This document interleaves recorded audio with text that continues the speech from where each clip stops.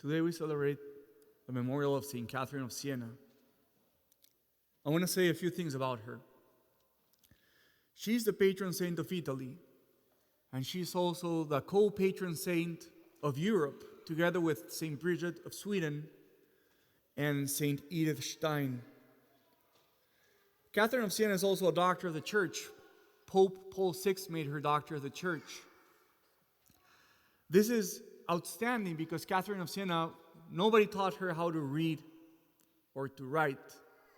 And in fact, apparently, she never learned how to write, but she had people that she dictated to. Her most famous work is called The Dialogues, and it's an amazing book where she talks with God and has amazing reflections. She came from a large family. Do you guys know how many siblings she had? 24.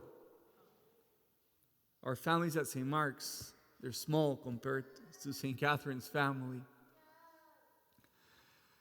And from a very young age, Catherine of Siena knew she was called to virginity.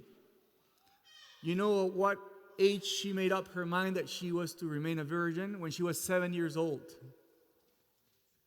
She had a vision. Jesus appeared dressed as a priest. And that day she made up her mind about, she had to be totally consecrated to God. She never was a nun. She became a tertiary Dominican. And I want to point out two episodes of her life that really reveal her character. Back in those days, she lived in the 14th century. Marriages were arranged for women at a very young age.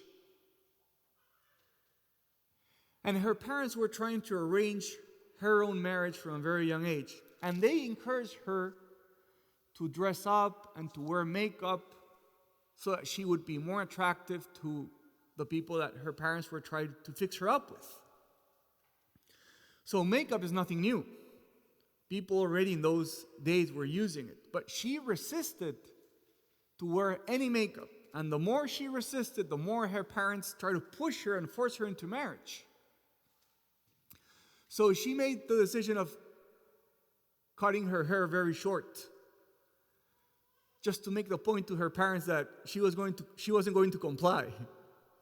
So she was very strong-willed.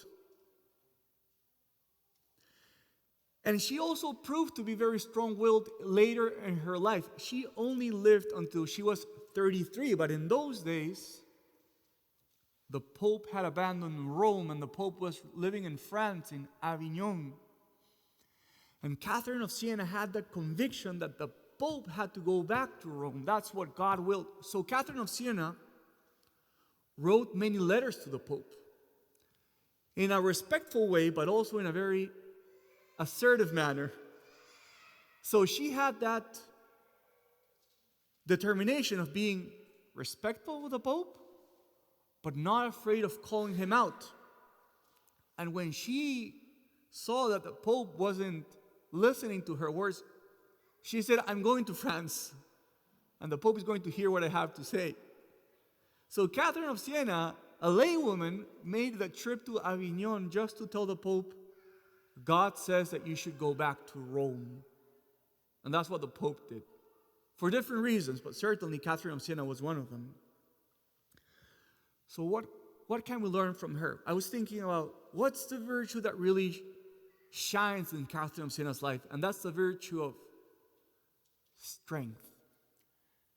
The virtue of strength is a cardinal virtue. And basically, or technically speaking, the virtue of strength means the capacity to do things that are hard in spite of difficulties. Let me repeat that. Strength is the capacity to do things that are hard in spite of difficulties. The martyrs they show the highest form of strength, but Catherine of Siena certainly had this.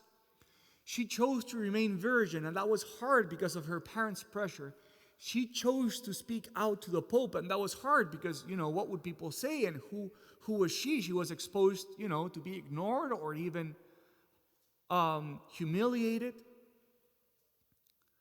So today, brothers and sisters, we could ask ourselves, in my life, am I lacking the virtue of strength? Is there something I'm choosing not to do, although I know it to be good because of the difficulties that it entails? Am I being cowardice in any way, failing to live up to what I'm called to do because of the difficulties that entails? Let us pray today to St. Catherine that she would intercede for us so that an abundance of strength would flow into our own lives, that we could do what's hard in spite of the difficulties.